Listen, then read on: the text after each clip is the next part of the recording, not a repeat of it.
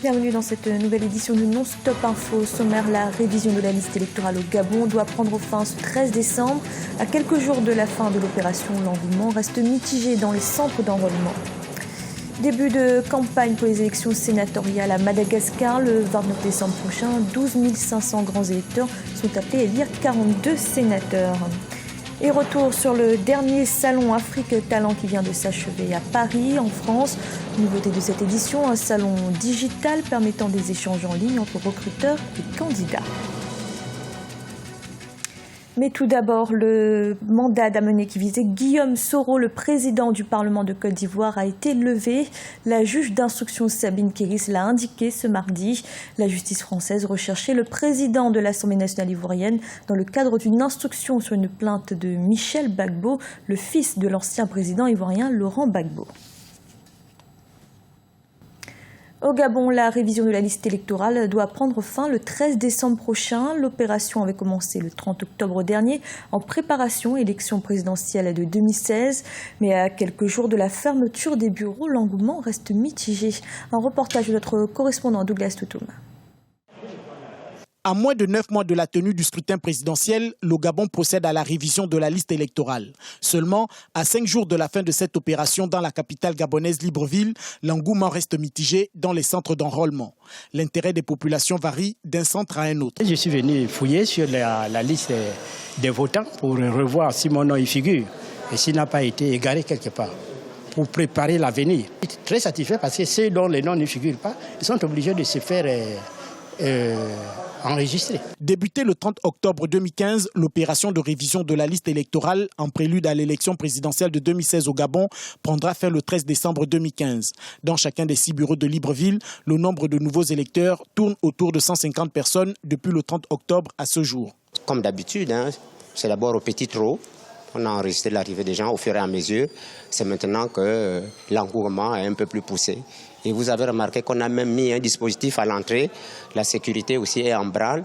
On filtre d'abord depuis l'entrée parce qu'on était envahi tout à l'heure.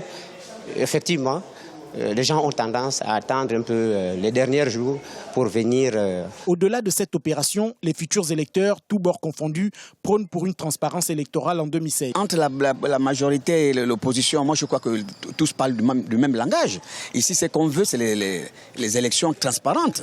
On veut que ça se passe dans la transparence et que tout le monde puisse accorder les élections. Le Gabon va organiser la deuxième élection présidentielle depuis le décès en 2009 du président Omar Bongo Ondimba.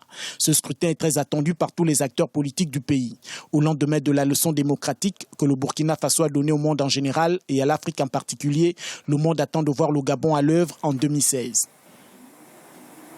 Dans l'actualité également, au Rwanda, le référendum sur la réforme de la Constitution est fixé au 18 décembre prochain. Les Rwandais de la diaspora voteront la veille, le 17 décembre. La révision constitutionnelle, déjà approuvée fin novembre par le Parlement rwandais, permettrait au président Paul Kagame de briguer un 3e mandat en 2017. En tout, quelques 6 millions d'électeurs sont appelés à se prononcer sur cette réforme.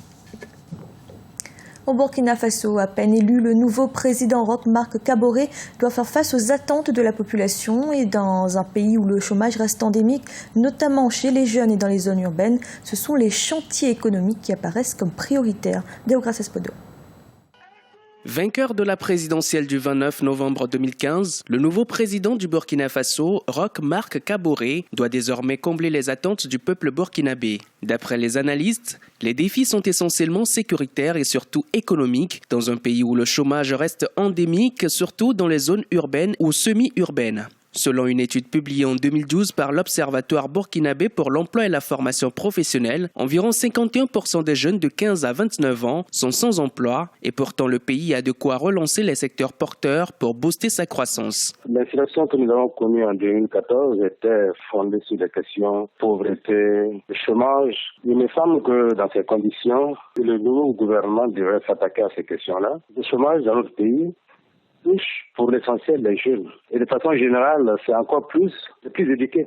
qui sont au chômage. C'est vrai qu'on ne peut pas se concentrer exclusivement sur les questions économiques, mais il me semble quand même que les questions économiques doivent être au centre de l'action du nouveau gouvernement. Au lendemain des élections présidentielles et législatives au pays des hommes intègres, les spécialistes estiment que le prochain exécutif devrait mettre l'accent sur la lutte contre le chômage des jeunes, promouvoir davantage l'alphabétisation, mais également favoriser un plus large accès des populations aux prestations sociales. Selon les Nations Unies, le taux de couverture de la consultation prénatale n'est que de 18% au Burkina Faso contre 44% sur l'ensemble du continent. Il me semble qu'il faut se mettre du côté de l'offre, c'est-à-dire faire de sorte que l'offre productive au niveau de notre pays soit améliorée. Il faut qu'il y ait des investissements structurants et là, on pourrait non seulement relancer la production, mais aussi créer des emplois décents et des emplois certains. Et on pourrait en même temps améliorer les revenus des agents économiques. Aussi, la question industrielle semble très importante. Et dans ce sens-là, je crois qu'on doit jouer essentiellement et de façon forte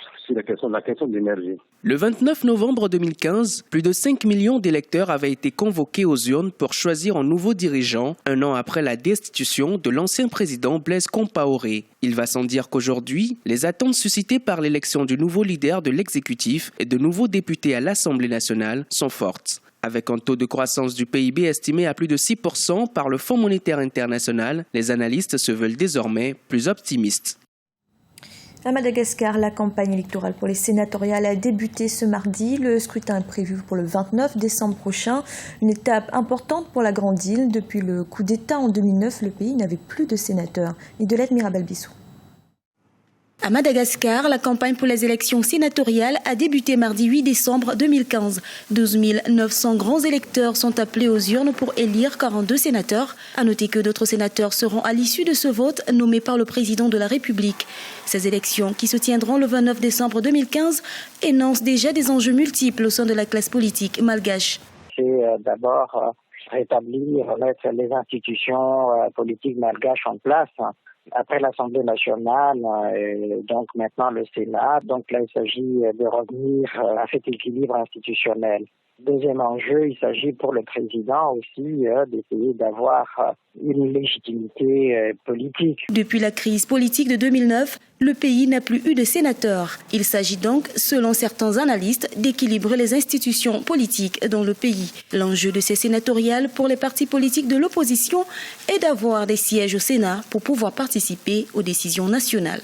Maintenant, ces élections vont confirmer le retour du Sénat dans l'espace public, puisque le Sénat représente les différentes régions malgaches. Depuis les événements que Madagascar a connus, le coup d'État, les troubles politiques, c'est l'une des institutions qui avait été oubliée. La campagne électorale des élections sénatoriales va durer 21 jours.